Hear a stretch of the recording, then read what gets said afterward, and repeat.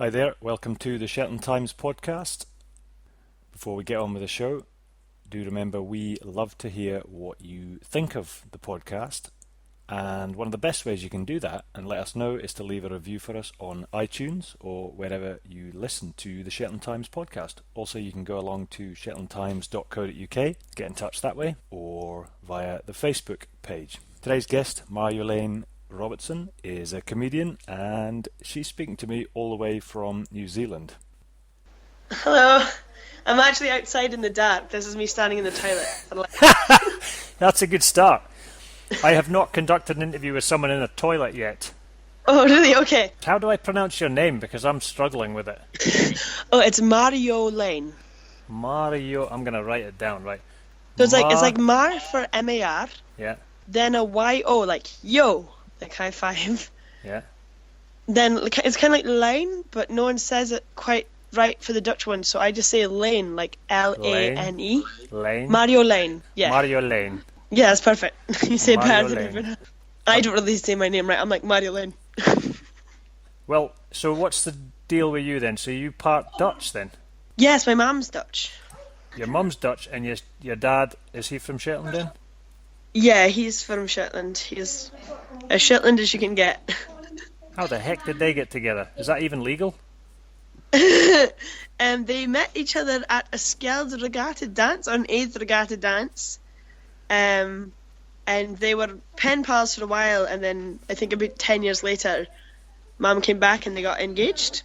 So they were at the Aid Regatta. Yeah, Mum walked in and Dad was drinking from a trophy on the stage, and then their eyes met. And then I thought it was that from then on, but they kind of like courted for a while, but she was courting a few other Shetland folk. Wait, is this being recorded? Well, Recorded? I did think you were being pretty free and open with the information there, Marjolein. Mum and Dad, and then a few years down the line, they got in touch again, and then they got married and have 3 bairns, and they're very happy. And 1 grandbairn, so it's good. So is that you that's got the grandbairn for them, or is that one of the others? No, my Floria, the eldest sister. But, yeah. So what are you waiting for? What are you waiting for? A man? On the other hand. So, honestly, I get this a lot because my sister got married 2 years ago, and my brother got married last year. And at my brother's wedding, everyone came up to me and said, "So it's you next year, is it?" That's such well, an if you old... find me someone, then yes. It's such an old-fashioned and semi-sexist thing to say that I was saying it as a Mickey take, but people have been saying it to you for real, it sounds like. With concern in their eyes. Well, there's no concern They look in at my my ovaries. eyes. There's no concern in my eyes. I'm sure your ovaries will be fine for another couple of years. Yeah. So, maybe it'll happen to you in New Zealand. Are you in New Zealand just now? Yes, I'm currently at the north of the South Island, so I'm in Westport, and I'm at the hostel. The reason I came to this hostel is my brothers lived here on and off for years, for a couple of months at a time, and painted artwork throughout the hostel. Mm-hmm. And I came and visited it with them, and it's so much fun. So I've taken a break, and I'm here woofing every morning. I don't know if you know what woofing is, but woofing is when you kind of like do a bit of work to pay your stay. Do I know what woofing is? Is that willing workers on organic farms? So this is not an organic farm. It's just so you can woof in hostels as well. It's not for you, it's for just if anyone was wondered why I keep saying I'm woofing. But sorry. So I'm basically cleaning a couple hours a day and then surfing the rest of the day and teaching paddleboard. I'm actually writing this down. Okay. You teach paddleboard? It was a surprise to me when it started. I went out and I've not actually done my own solo lesson yet, but in the first lesson I helped with, I fell in front of everyone in the water. But no, it's really fun. So every now and then I take a paddleboard class out. This is fantastic. Now, the thing is, though, you are actually a comedian. So falling in front of the whole class is kind of par for the course in a sort of circus clown kind of way, isn't that?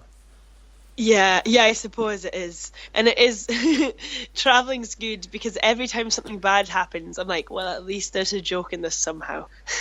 But it gives you kind of a weird perspective on life because as soon as something bad happens, you immediately think, how can I use this as material? I completely agree. So, because I present occasionally for sometimes people even pay me, and it's exactly as you say. You're looking for, if things go wrong, you do think, okay, noted. Yeah, this is brilliant. I hope the car breaks down again. I've lost my foot, you beauty. Yeah.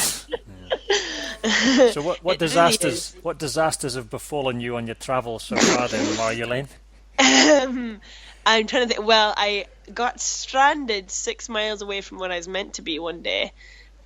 6 miles? Did I say 6 miles? I mean 6 hours away. I got stranded on the literal wrong side of the country, and I had to get from the east coast to the west coast that day, and I managed it. Mom and Dad don't know that story, so I won't go further into it. But actually, my favourite story is actually one that just happened, because I bought a car for $1,000, which is about £500, which is a gamble. She's a 1989 Mitsubishi Lancer called Oklahoma. And every time she starts, it's a bit of a surprise, because there's a lot of times she doesn't start, and we're stuck for an extra hour wherever we're trying to set off from. But me and a Walser lass were travelling through the country together, and I don't know if you heard about Cyclone Cook that hit New Zealand. No. Well, the worst storm was predicted to hit New Zealand in 50 years. And it was going from the north of the country to the south. And me and Donna from Walser were like, oh, that's great, because we're heading south too. So we'll just follow it. And people are like, no, it's really bad. You need to evacuate the storm area. It was predicted worse than it actually hit. Although some places got hit quite badly. But we thought that we needed to travel halfway down the country, halfway down the island, so we thought we should go before the roads get shut. Yeah. And this was Wednesday. We made a plan to leave first thing on Thursday morning, and then we went to the pub. That's a proper Shetland travel story, if you ask me. We were meant to leave at 8 in the morning. We left at 3:30 in the afternoon. And as we were driving down the main road, we had a 4-hour journey or was it a 3.5-hour journey or 4-hour journey to make down the country? And it started to get a bit rainy. And then my friend Donna said, oh, there is a place I'd like to visit as we travel. And I was like, what's that? And Donna said, it's the longest place name in the world. And I said, well, how long will it take to go see it? And she was looking at the maps. This is a Walser girl reading a map. And she went, 5-minute detour? 2 hours. 2 hours in oncoming cyclone, and it wasn't even a normal road. It was like some bits were uneven surfaces, and there's bits of the road where half the road was washed away, so it went to single lane, and it was up in the mountains as well. So the storm was hitting, and there were like branches falling on the road that we were having to drive around. And at one point we saw some mountain goats, which I didn't know even lived in New Zealand. Driving along this in a cyclone, thinking we can't tell our parents, but we got to the place name, which is the longest place name in the world, which was pretty cool. So hold on. What is the place name, and is it harder to pronounce than your own name? I promise you, I'm not reading it. It's Tamatea Whakatangihanga Kauau.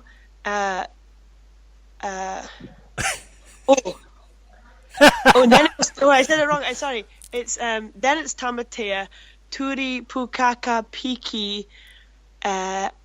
Monga Horu Nuku Pokai Whenua Tuki Natua. Did you read that from something, or have you memorised that? No, I memorised it because I thought it would be a great punchline in a stand-up that I did last week, and then I froze on stage for about a minute. What, because you couldn't remember it? Halfway through, well, Donna was in the crowd and she could mouth it to me because she'd also memorised it. But then the stage lights were so bright I couldn't see Donna's face. A flaw in your cunning plan. But yeah, so we saw the longest place name, and we did make it to Wellington, and we made it just before the storm really hit. And then being Shetland lasses, being used to wind, completely missed the storm and slept through the whole thing. So yeah, well, wind's no big deal for people from Shetland, is it? Let's face facts. No. We've been there, done that. Yeah, that was the fun 5-minute detour that took us up through some really, like, we haven't told our parents yet, but really, like, there's falls on either side of this road with slips kind of roads. Well, you think you haven't told your parents yet, but being as you're on the Shetland Times podcast and you've just told me the story, whenever this gets broadcast, they may potentially hear it, and your dad might find out about your mum courting those other people.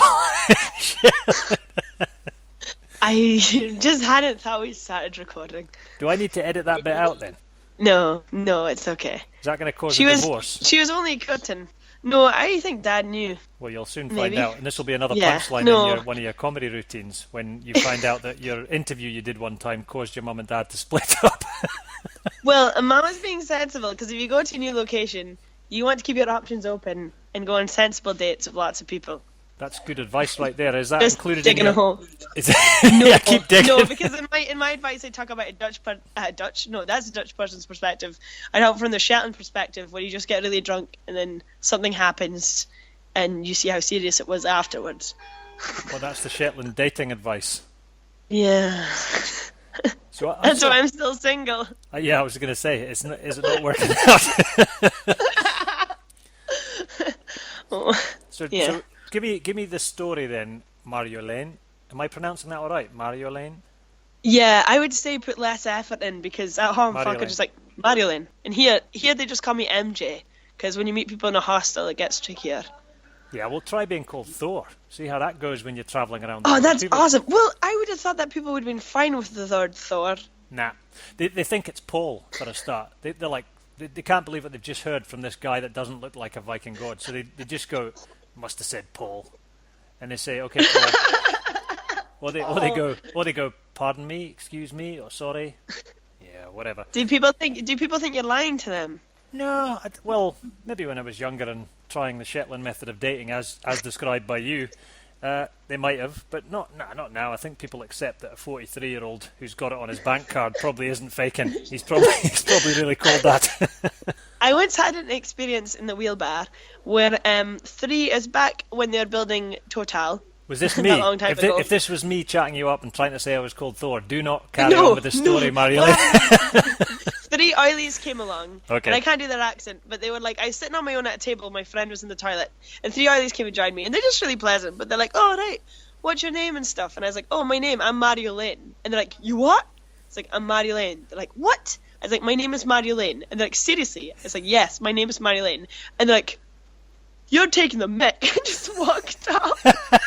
Thanks, ma'am. Genuinely, that's not a sarcastic thanks. Thank you. No, it's a real thank you. No, I got that. I totally got it. As a parent myself, I heard the thanks in your voice. So what's the story then? You're on a world trip or something, or just New Zealand?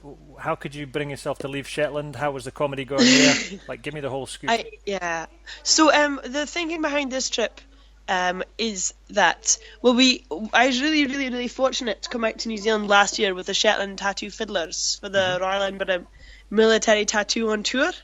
Okay. So a year ago I came here with Hjalti Bonhoga to Melbourne and then Wellington, and then I stayed on a bit in New Zealand for a couple of weeks, and it just fired a love of New Zealand in me where I really had to come back. And then when I returned home last year, so I returned home in April last year, 2016, and found out I had a slot in the Edinburgh Fringe that I'd applied for.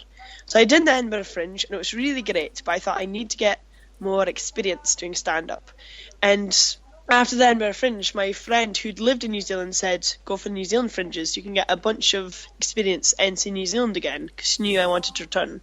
So basically that was the thinking. So I came to New Zealand and I did the Wellington Fringe for a few shows, and then I did the Auckland Fringe for a few shows, and since then I've kind of done a mixture of working a bit now and then for money, travelling a bit, seeing family and friends in the country, and doing the odd show as I travel as well. So I've done a show in Hastings since, and I did a show in Wellington the other week, and I'm going to hopefully do a show here where I am now, and then some more shows in Dunedin and in Invercargill before I head home.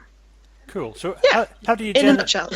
Thank you. How do you generate your material for your shows? Is it stuff about Shetland, or is it observational, just about life as you travel, or how do you come up with it?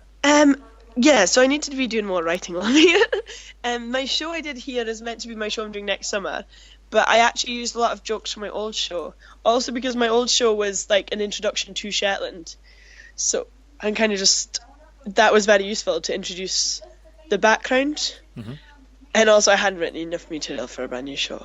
Maybe I shouldn't have said that on the podcast. But it was generally like 60% new material, 40% old jokes. So give me the. So, give me a wee bit of it. Give me an introduction. Now, obviously, I was born and brought up in Shetland, but give me an introduction to Shetland. I avoid doing this to Shetlanders at all costs because they're so cheesy. Yeah, but don't worry, because hold on, Marjolein, don't worry, because Norman Lamont thinks the ex-Chancellor Norman Lamont thinks I'm a fake Shetlander anyway, and he gave me a hard time because I don't currently live in Shetland, although I'd like to.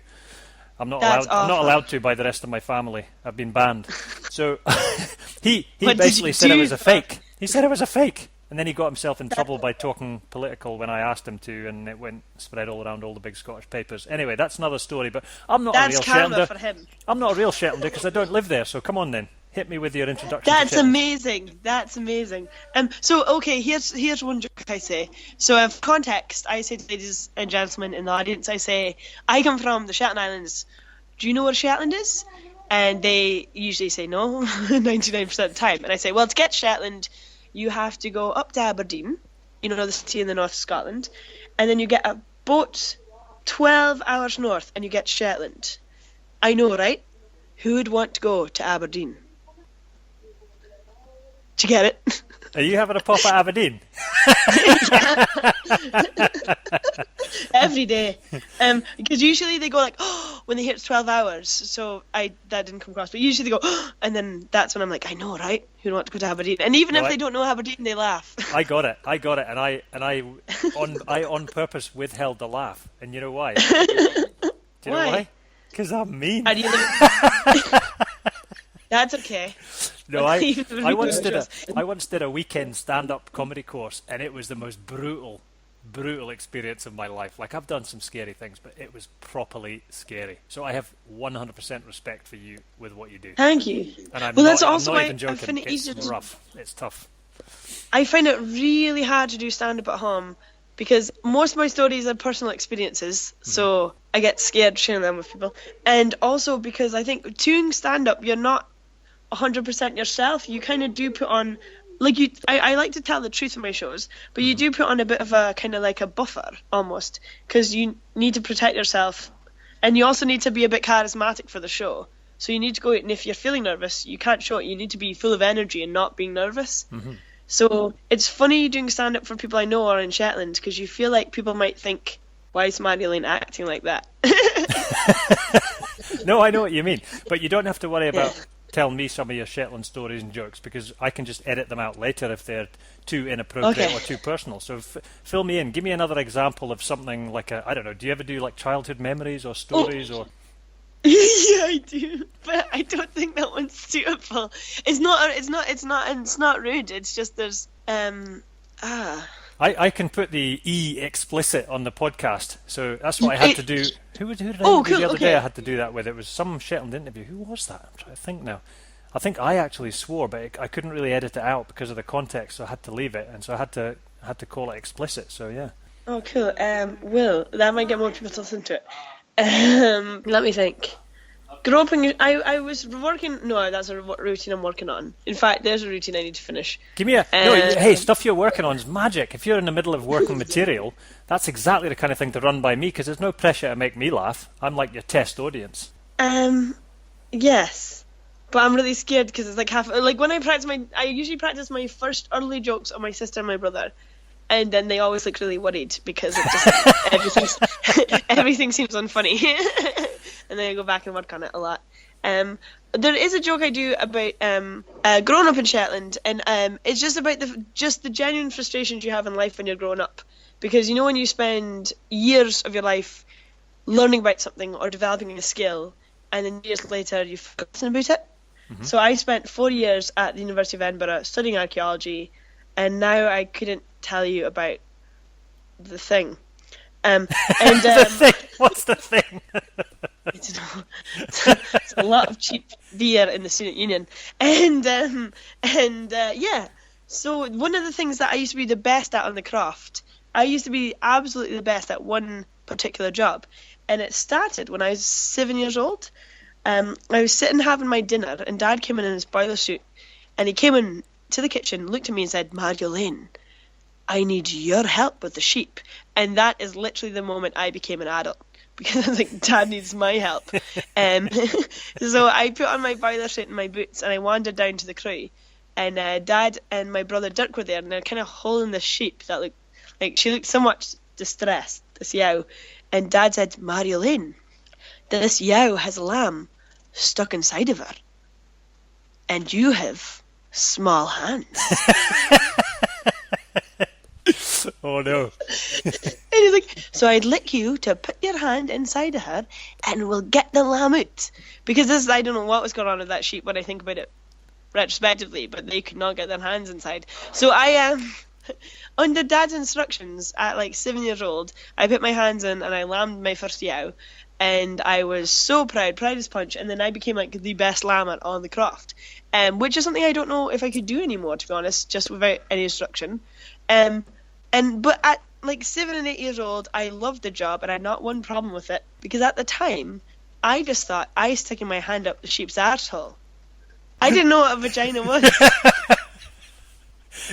This is actually a beautiful story, though. There are so many lovely parts to the story. I was like 14 and I was in the shower and I was washing myself and I was like, discovered this whole new place, and I was like, how many autopsy do I actually have? And I counted. Like in the shower, I counted, and I got out and I told Mum, I was like, I have 3, because I forgot about everything from the neck up. This is fantastic, though. So this is a story you actually tell in one of your routines? Yes, I've no shame. No, it's actually a beautiful story. So, I mean, there are different ways of developing material, aren't there? So I would call that observational comedy, but it's observational and it's totally unique. How many people are telling a story about being asked to lamb a sheep, a yow, when they were 7 years old? There's nothing like that. I know. Sometimes when I just tell that bit, everyone ends themselves laughing like it's not the end of the story. The punchline, I have other jokes in Shetland about Shetlanders have a very special relationship with alcohol, where we abuse it. The first time I got drunk, I was 10 years old, and no one batted an eyelid. And then I vomited, and they all questioned my integrity. Which is a half-truth. Which bit's half-true? No, Mum and Dad don't know this. When I was 10 years old... here it goes. When I was 10 years old, I drank some drink at the Millennium. Mm-hmm. And it was really bad. I snuck into the cupboard and drank some, which no one ever thought I would ever do. I was quite the golden child. And I got really, really hyper before the bells, and then as the fireworks went up, spewed. That's such a shame that it ended that way. I wasn't allowed to drink Coca-Cola for a year. So that's beautiful, because there's like the sheep story. There's a couple of misdirections in there where we think it's going one way or we think it's ended and then it hasn't. It's beautiful. By the way, I beat you by 1 year. I first got drunk when I was 9. Wow! How? It's really not wow. It was similar to you. I was at a party at someone else's house on Papastua where I was born and brought up, and I just kept sneaking into this homemade wine that these folk had at the party, and Mum and Dad were just chatting to people and didn't notice what I was up to, and then I was hammered. Well, you never think a bairn would actually crack into wine at that age. You think maybe when they're 14. That's amazing. It's amazingly bad. It's amazingly bad. No, I don't think so. Yeah, don't worry, I did many times later in life, but no, not then. No, it is amazingly bad, but it's one of those things where anybody listening with a 9-year-old... Keep an eye on them. I know. I mean, alcohol, obviously, there's a source of great humour, but it's also a source of much unhappiness, obviously. I mean, I was part of... Mum and Dad ran a drink and drug rehab for years, and I was kind of a part of that sometimes and did a wee bit of I know coaching exactly things, so who your parents are. That's the thing about Shetland, and that's why you would be... I can see why you'd be reticent, why you'd hesitate to tell some of your stories in Shetland, because it's like there's no... what's the word? No protection. Like everybody knows everybody, yeah. Yeah, I know. Well, and you're right. There's definitely areas in my comedy where like I'll make like a kind of flippant joke about alcohol, but I would never. I don't know. There's a lot of areas that I personally would never make jokes in because Go on then. I wouldn't be comfortable. What are they? Just like there's, well, like the classic ones of I'm white, so I wouldn't make any jokes about other races because I've got white privilege, so I wouldn't go there. Does that make sense? I'm not saying I've got white privilege. I'm proud of it. I mean, See, you just made one. You just accidentally made a racist joke. I love it. Yeah, I wouldn't make jokes about that. The other thing is, it's really, it must be very hard for straight white men to write comedy these days. Well, no, it's not. They just have to not write sexist, racist, homophobic jokes. So there's things I wouldn't make fun of, and also, things that, and that's another reason why it's hard in Shetland. Well, not another reason why it's hard in Shetland, but I suppose there are things that have happened that upset people. You don't want to make jokes about that because you want to. Well, my idea is when people come to watch stand-up, they want to laugh and feel good and have a nice time. Mm-hmm. And I'm not a controversial comedian, you know. You think? Well, I'm a bit rude and gross. But... Well, so there you go. We could go right off down a rabbit hole here, and maybe we will. But it all depends on the culture you're doing your humour in front of, doesn't it? Because what you've said is, I'm quite rude and gross sometimes, but I'm not about. What was it you said? I'm not about kind of offending people or whatever, but it depends on the context. If you were telling the joke you told about sheep lambing, that you became a grown-up joke. I mean, in a lot of audiences, that would just be a sweet story. But for some people, the fact that you were talking about a naked body in the end would be highly offensive. Oh yeah, that is true. Yeah, well, I do care for my audience. I did stand up this last Christmas at the Was Hal Christmas Carol concert. Mm-hmm. And I was like, I'll easily do 10 minutes. Then I was like, oh no, what am I going to say? Because I didn't want to do any jokes that revolved around drinking or anything, you know? Mm-hmm. I wanted to be family friendly, nice jokes. So I kind of did impersonations of my mom and dad for 10 minutes. Did it work? Oh yeah, it was good. I did a few jokes and I can't remember. And I also, because you cater to every audience you do it for, and if they laugh really hard at something, you'll keep kind of nodding in that direction. Do you think there's a unique sense of humour in Shetland, and if so, what is it? Oh, that's a really hard question to answer because I would have firstly said yes. I think Shetlanders are very good at making fun of everything in a fair way, if that makes sense. I think Shetlanders are really good because they'll be as quick to make fun of themselves as they make fun of anything else. Does that make sense? And I don't know what it is. I can't put my finger on it, but there is this humour, and this humour, I've said I don't like performing in Shetland because it can be quite tricky, but at the same time, there's something I love as well about performing in Shetland because I can do routines that I can only ever do in Shetland. Mm-hmm. I had a whole routine about Northlink passenger numbers. It's one of my favourite, but it wouldn't work anywhere else in the world. And I don't know, you see it you just see it on Fox, Facebooks and conversations, and people put these jokes in that you're like, oh, that is so Shetland. It's good. What's your Northlink? What's your Northlink thing? Because obviously I use Northlink ferries occasionally, and I haven't heard this. So what is the story there? Oh, okay. I've not done it since 2 years ago, but it was I did stand up Pelia in Muriel 2 years ago, and on the posters it called me. And I worked in Muriel at the time. It called me Marjolein Robertson instead of Robertson. Yeah. I love you shouting that. This is not a dig. It's just really funny. So I was like, well, I can't ignore that because that's too funny. So I have to put that in the routine. So the routine went something like, okay, I can't exactly. I'll just start it fresh and see if I remember it. But it's so you know when you go on the ferry and you're booking the ferry. And they've got this whole new scheme. I don't know if you remember what they did before the Islander numbers, because we've all got Islander numbers now. So nowadays, every time you book the ferry, you literally phone up Orkney number 0845.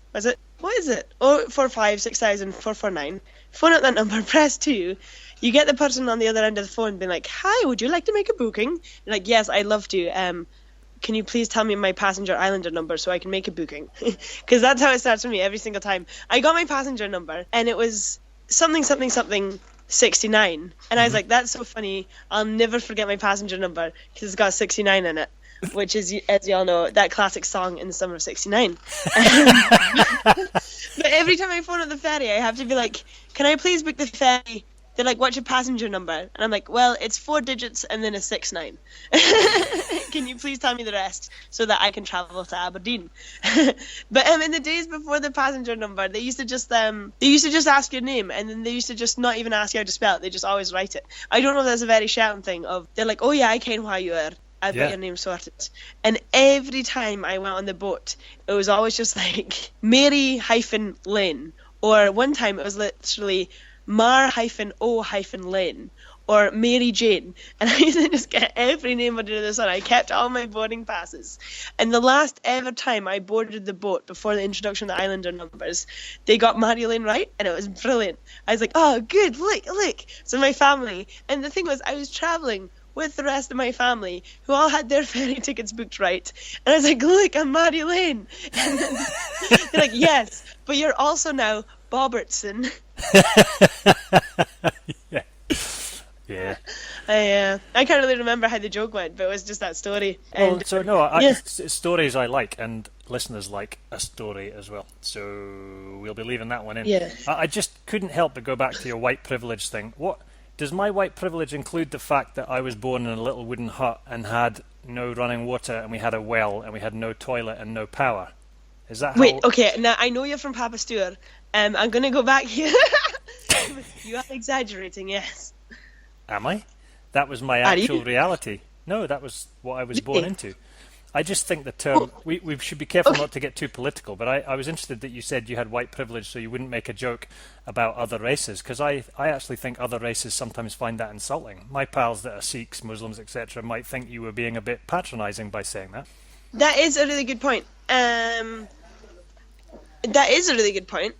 And also, I'm sorry to question your upbringing. And it is true. It's like, I just think if you have enough experience of a culture, then you can make a joke of it. But I think you're right there. I think you've just hit the nail on the head. It's about... And also, like, because I made a joke, I've made a lot of New Zealand jokes about, like, different things in New Zealand. And the first of it, although the joke is, like, I don't know, it's like I do, like, Maori accents, but they're never the butt of the joke, if that makes sense. But, that's a really hard joke to explain, because I cannot explain that joke without doing the whole routine. But yeah, I think if you've got enough experience of something, and it just depends if the joke is clever.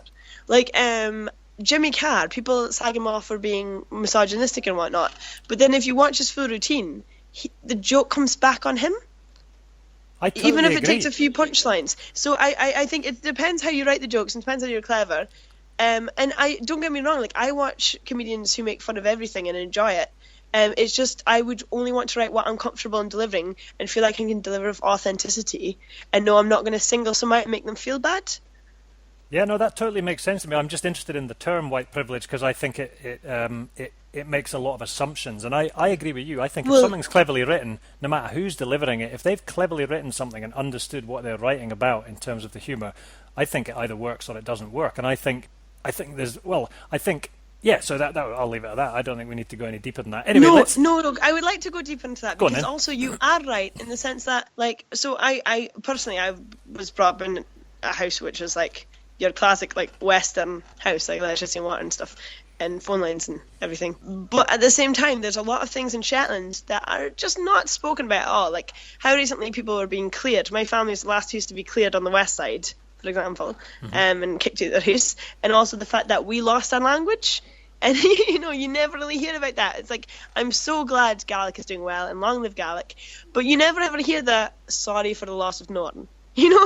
Like, we lost our whole language. And there is things there that I feel are, like, I don't know. I still think that, yeah, like, different...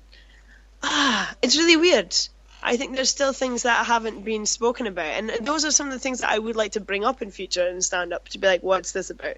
I think that would be a fascinating thing to. I think that'd be a fascinating thing to explore, though. Genuinely, I think if you were to take something like the loss of old languages, you could jump around the world with that, and that would. Yeah. I personally think you've got a lot of potential there for humour, and it is interesting which things get picked up and run with by comedians or the media or whatever, and which things are totally ignored. So, as you say, the loss of certain languages are ignored, whereas the loss of other languages become a big deal. Or the way one kind of nation invades another, or one country or one civilization takes other countries as slaves, it's talked about in some contexts, and then in other contexts it's completely ignored. No, it is fascinating, and there's room for like humour there. The Irish into America. Irish were enslaved in crazy numbers. Yeah, that's relatively untalked about ever. That is indeed a fascinating topic. We better not go off down that rabbit hole, or we could. That's one of my favourite topics in history too. My friend is an Irish comedian.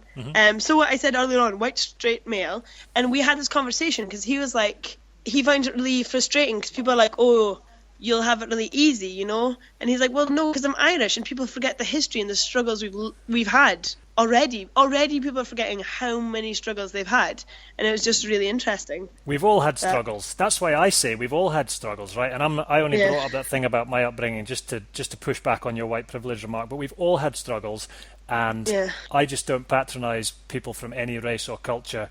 I assume that everyone can hack it. So if I'm going to make a joke about them, they can make a joke about me. For me, that's us being equal, and I treat them as equals. I don't think I'm going to offend anyone more than they're going to offend me. I just say, hey, crack on, have about it.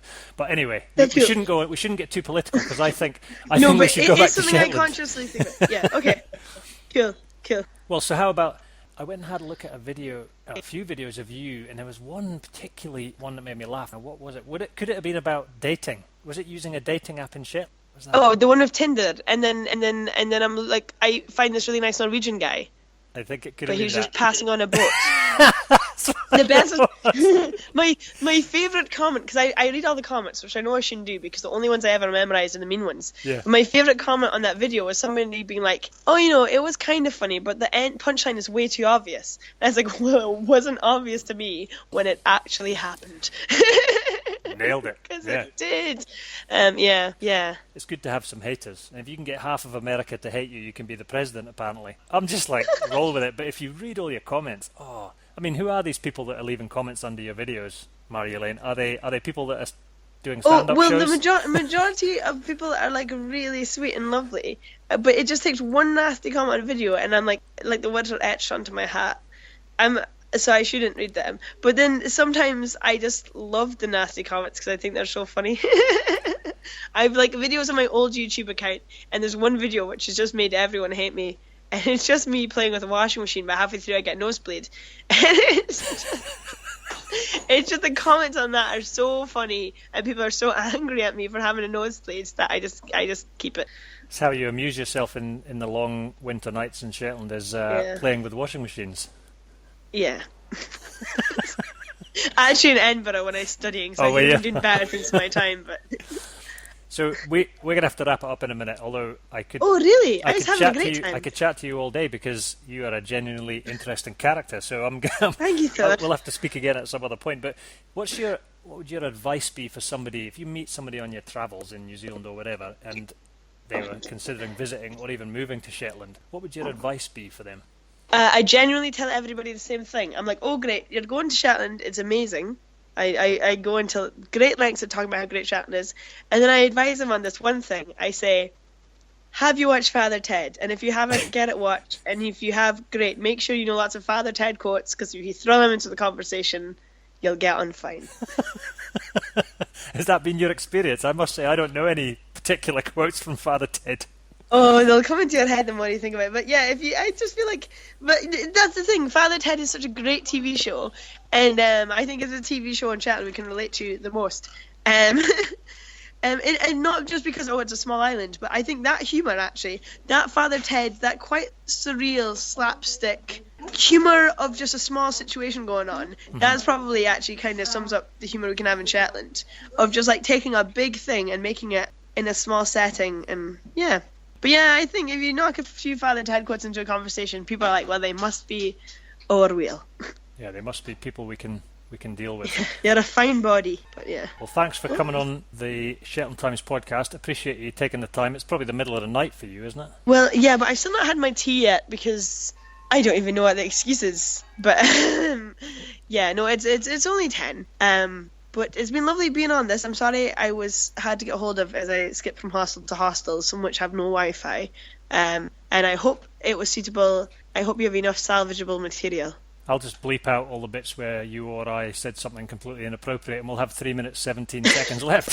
Bleep out every time I say the word ma'am for ma'am is clipping. So when are you back in Shetland then, Marjolein? I don't know. Sometime in June. So I'm doing the Edinburgh Fringe again this summer. My show is Marjolein Robertson Relations on in the Cowgate at Opium every day at 5:30. It's a free show, so come along. So I'm going to be back for that in August. So I need to come back and have a good solid just consolidation period on all the jokes that I've written out here and tried out here. So maybe sometime in June. I really don't want to miss the Skeld Regatta. I like to get to Unstfest, so I need to get home before all that kicks off. Yeah, June sometime. Thank you. Right. Unstfest is Unstfest, did you say? yeah, it's brilliant. And yeah, I'd say anyone in Shetland who's listening to this who likes comedy, get yourselves down to an imposters night. I'm allowed to do that. I'm allowed to advertise things. Oh, fill your boots. I'll be advertising the Shetland Times afterwards, so you go for it. Yeah, the Shetland Comedy Night in Legion. I don't know when the next proposed one is, but we're all over Facebook, and there will be posters and press releases out near the time. But that's another thing. That's the reason that I started it, was because I know there's such good storytelling and comedy and good nature in folk, and it'd be nice to have. I love Shetland, so the more interesting things to do in Shetland, the more you can offer Shetland, the richer the island is. Mm-hmm. So I think Shetland Comedy Night is a great way to spend an evening watching some improvised comedy. Superb. Thanks, Marjolein. Okay, cool. Cheerio. Cheers. Hope you enjoyed my conversation with Marjolein Robertson. We'd love to hear what you think of the show, so please do get in touch. You can catch up with me on Twitter at Thor Holt, or you can get in touch with the Shetland Times, shetlandtimes.co.uk. Alternatively, it would be fantastic if you could leave us a review on iTunes or wherever you listen to the show. Don't demand 5 stars, but it helps, of course. Happy to get any feedback you'd like to give us on what we're doing with the podcast. Also remember, there are sponsorship opportunities with this show, so if you're interested in getting through to your Shetland audience in a new, I guess it's a unique way, through the podcast, please get in touch with Adam Civico at the Shetland Times and let him know. Look forward to speaking to you soon.